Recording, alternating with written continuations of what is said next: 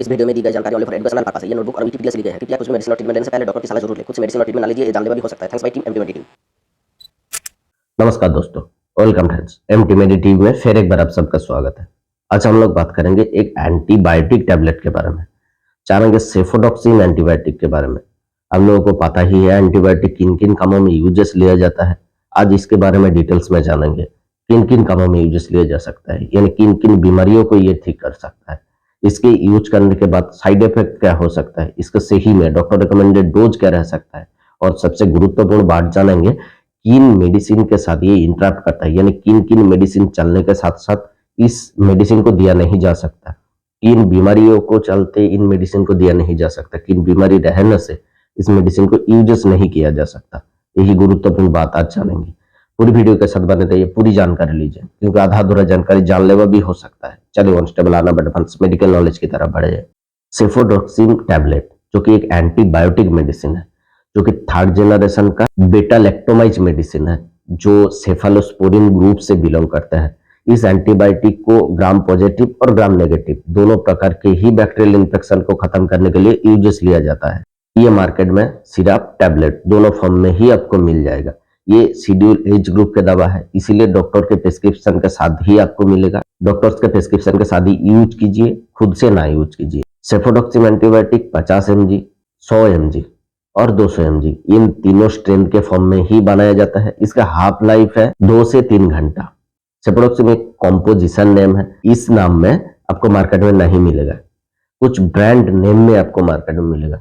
वो brand name है मोनोसेप ओ, डॉक्सेफ 100 या 200, सेफोक्रॉक्स और स्विच। इन सभी जो मुख्यतः ब्रांड नेम था ये मैंने बताया, और दूसरे प्रकार के भी बहुत सारा ब्रांड नेम हो सकता है जो जगह के अकॉर्डिंग चेंज हो सकता है। जो कुछ भी ब्रांड आपको सस्ता मिले, आसानी से मिले, अब ले सकते हो। सबके काम एक ही होगा, कॉम्पोजिशन नेम सेफोडॉक्सिन होने से ही होगा। एक से दूसरे ब्रांड में सब्सटीट्यूट किया जा सकता है। सेफोडॉक्सिन एंटीबायोटिक के जो प्राइस होते हैं वो कंपनी के अनुसार वेरी करते हैं, यानी ब्रांड नेम जो होता है उनके अनुसार वेरी करता है।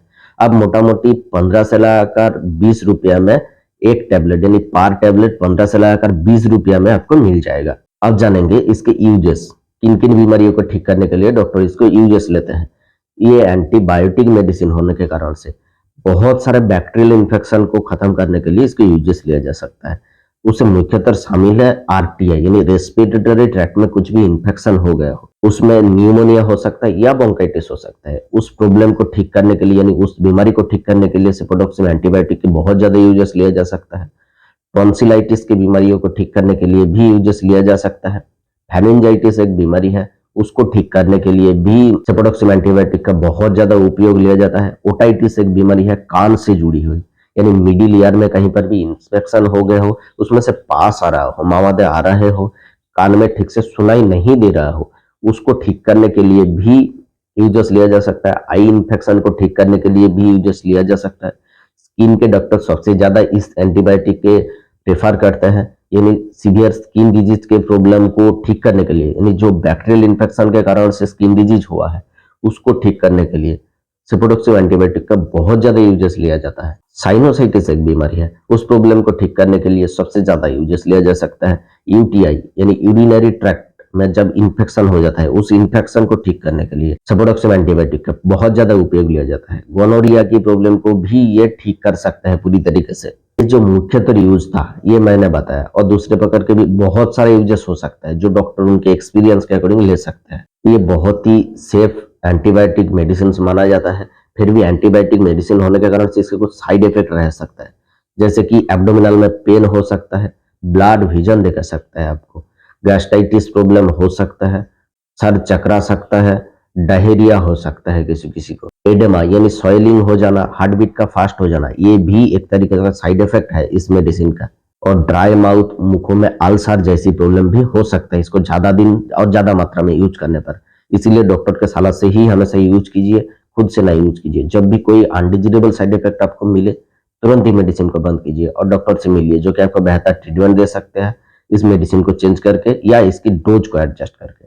जानेंगे इसके डोज रूल्स क्या है, जो कि मैं हर वीडियो में बताता हूँ। डोज रोगी का एज तथा रोग का सीवियरिटी के ऊपर निर्भर करता है। यहाँ जो डॉक्टर रिकमेंडेड डोज है, एक एडल्ट व्यक्ति का डोज मैं बता रहा हूँ, खुद से कुछ भी डोज यूज ना कीजिए और बच्चों में ये डोज बिल्कुल भी ना दीजिए। एक 200 mg का टेबलेट पर डे 2 बार तक दिया जा सकता है, यानी सुबह शाम रोग की सीवियरिटी देख के 2 बार तक दिया जा सकता है। खाने के बाद ले तो बहुत ही अच्छा रिजल्ट मिलता है, खाने से पहले नहीं ले सकते ये एंटीबायोटिक मेडिसिन। और जो 100 मिलीग्राम के जो टेबलेट आते हैं, इसको 2 बार से लेकर 3 बार तक डॉक्टर के प्रिस्क्रिप्शन के अनुसार दिया जा सकता है। रोग की सीवियरिटी देख के डॉक्टर निर्धारण करता है। इसको 5 से लेकर 7 दिन और ज्यादा सीवियर हो तो 7 से लेकर 14 दिन भी डॉक्टर द्वारा दिया जा सकता है। खुद से इतना दिन ना यूज कीजिए।